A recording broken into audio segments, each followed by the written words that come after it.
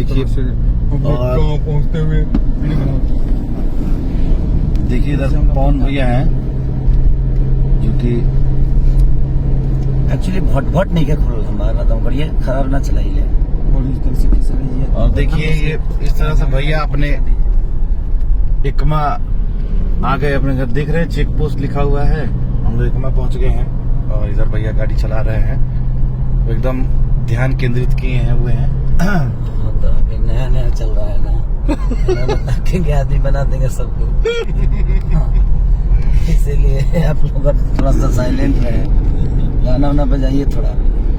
Cocoa Cola गाना हम लोग का जो कि बहुत प्यार मिल रहा है ना, तो कोको कोला को ऐसे ही आप लोग प्यार दीजिए। जय हिंद जय भारत। और आज भी एक रिलीज हुआ है बहुत हिट गाना है, हरदी है ना, वो भी, और एक होने वाला है बहुत हिट गाना वो भी, आप लोग टी सीरीज से है ना, कमरिया कोका कोला टी सीरीज के मेन चैनल से आ रहा है। ठीक है, तो आप लोग ऐसे ही प्यार दीजिए।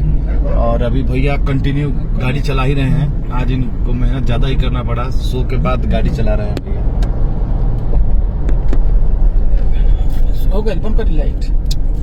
चलिए चलते हैं हम लोग, अब बंद करते हैं क्योंकि पवन पता नहीं क्यों परेशान है।